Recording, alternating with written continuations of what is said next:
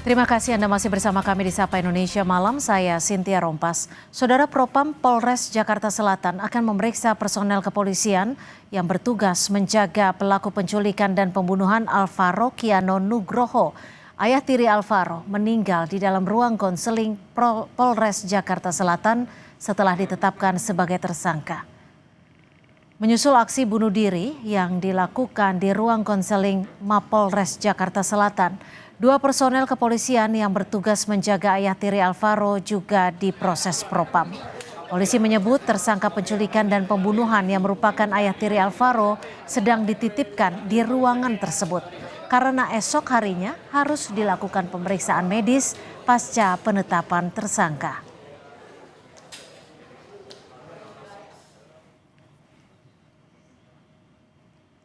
Polisi menyebut ayah tiri yang menjadi tersangka penculikan dan pembunuhan Alvaro ditemukan meninggal dunia di ruang konseling Polres Jakarta Selatan.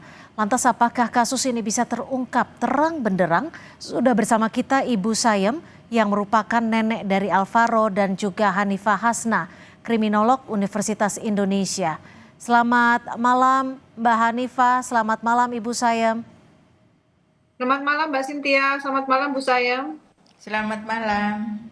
Ya, sebelumnya kami ingin menyampaikan duka yang mendalam kepada Ibu Sayem dan juga keluarga atas apa yang sudah menimpa adik Alvaro, Ibu Sayem. Ya, Bu Sayem, melihat apa yang terjadi kepada Alvaro, sebelumnya Ibu Sayem apakah pernah menaruh kecurigaan terhadap pelaku?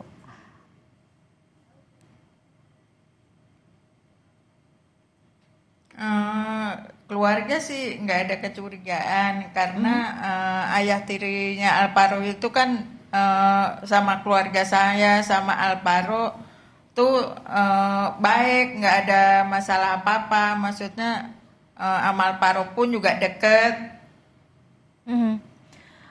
Ini kan juga sempat disebutkan bahwa selama 8 bulan proses pencarian, saudara Alex ini yang juga ayah tiri dari Alvaro sempat ikut membantu pencarian. Saat itu adakah gelagat tertentu yang sempat dibaca dari keluarga Alvaro, Bu Sayem? Tidak ada kecurigaan.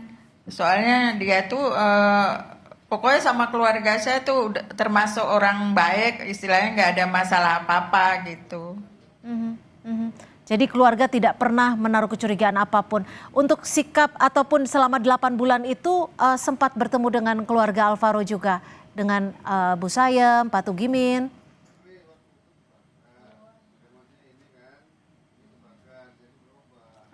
Pada waktu itu pas sorenya hilang itu kakeknya Alvaro itu nelpon katanya Alek ke Bintaro, katanya Alvaro hilang. Begitu ditelepon sama bapaknya, Aleknya datang. Apa yang dilakukan Alex saat itu, Bu Sayem? Ketika tiba di rumah.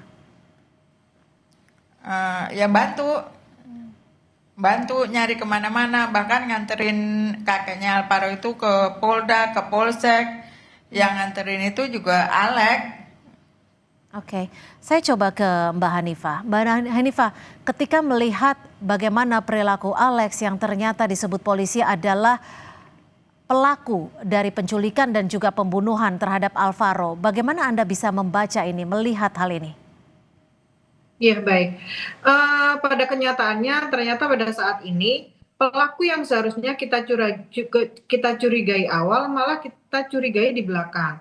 Padahal ketika ada peristiwa kejahatan, peristiwa pembunuhan atau kekerasan, pihak yang paling harus kita curigai pertama adalah orang yang paling dekat.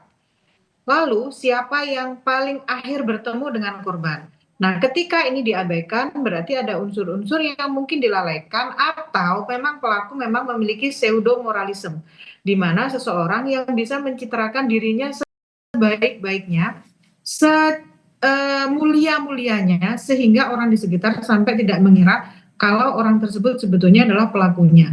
Tapi dari indikasi seperti ini menunjukkan bahwa perilaku yang dilakukan oleh pelaku ini adalah sesuatu yang sudah direncanakan. Karena sampai pada sikap-sikap dan kegiatan sosialnya, dia masih berfungsi dengan baik. Ini menunjukkan bahwa ini bukan kejahatan impulsif, tetapi sudah direncanakan sedemikian rupa.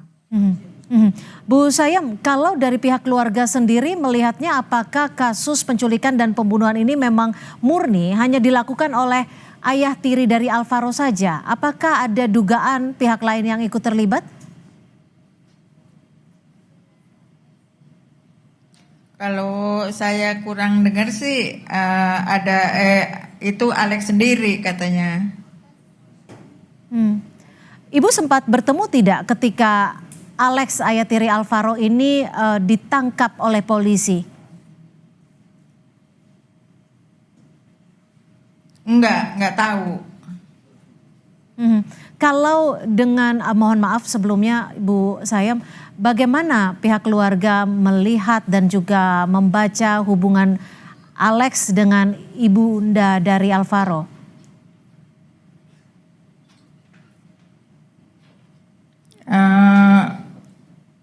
Anak saya tuh udah lama nggak hubungan sama Alex gitu.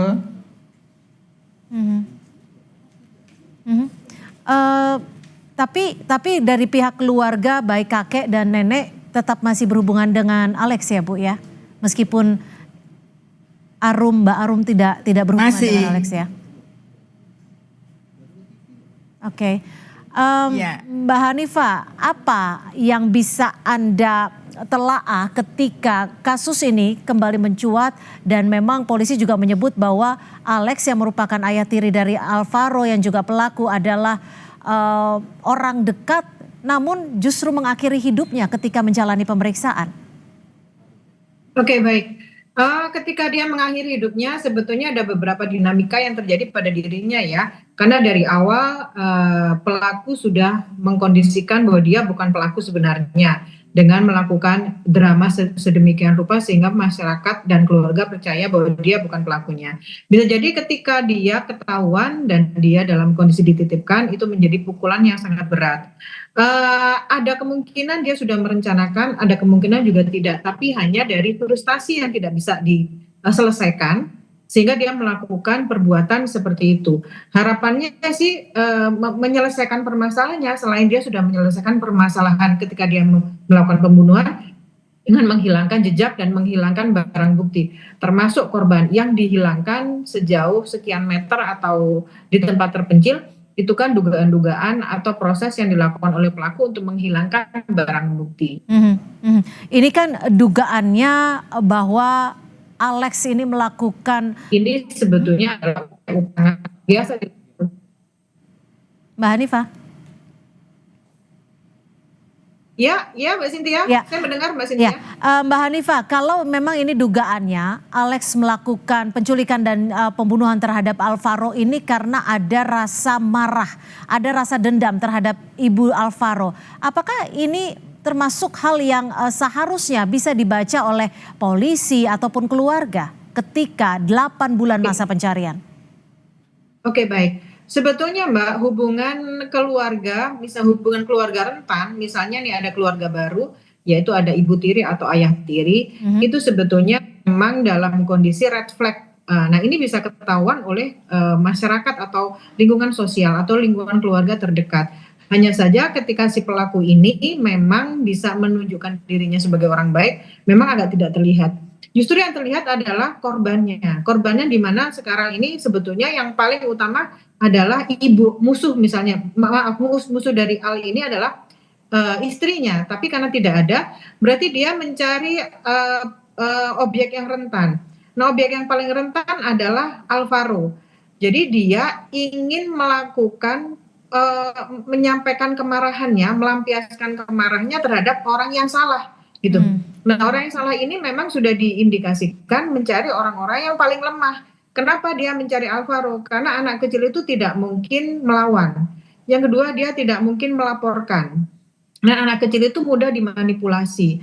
Nah, hal ini yang dilakukan oleh pelaku untuk menyakiti lawan yang sebenarnya, yaitu dengan menghilangkan nyawa atau membuat seseorang yang paling dicintai oleh musuhnya itu menjadi hilang nyawanya. Seperti itu Mbak Cynthia.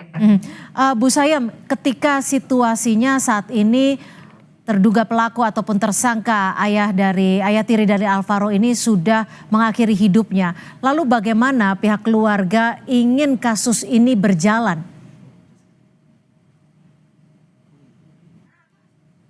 Ya keluarga udah nggak bisa berbuat apa-apa ya karena tersangka kan udah nggak ada. Kalau dari keluarga sendiri terakhir bertemu dengan Alex kapan, Bu Sayem?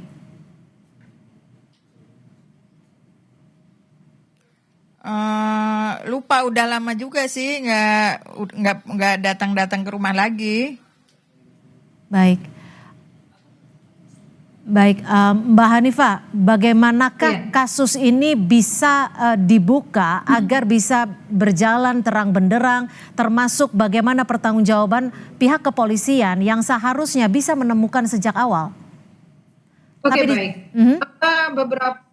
Beberapa orang menyampaikan bahwa ketika pelaku itu sudah tidak ada, kasus ini tidak bisa dilanjutkan. Padahal secara kriminologis, kejahatan itu bukan melulu hanya si pelaku, tetapi bagaimana pola kejahatannya, bagaimana apa motif dibalik tindakan ini, bagaimana alur peristiwanya, dan siapa saja kemungkinan yang menjadi orang-orang yang terlibat di dalam situ. Jadi apakah kasus ini berpotensi menjadi contoh untuk kasus-kasus yang lain? Ini Mbak yang harus tetap dilakukan penyelesaian, penyelidikan dan penyidikan oleh kepolisian. Karena bagaimanapun juga ini terkait dengan kehilangan nyawa seseorang. Ya. Baik, kita masih akan membahasnya usai jeda seperti apa penyelidikan yang harus dilanjutkan dan juga dilakukan. Kita masih akan membahasnya usai jeda bersama Mbak Hanifah. Tapi untuk Ibu Sayem, terima kasih sudah memberikan waktunya di Sapa Indonesia Malam. Sekali lagi kami juga ingin menyampaikan duka yang mendalam untuk apa yang terjadi terhadap anak Alvaro. Terima kasih Ibu Sayem dan tetap bersama kami di Sapa Indonesia Malam.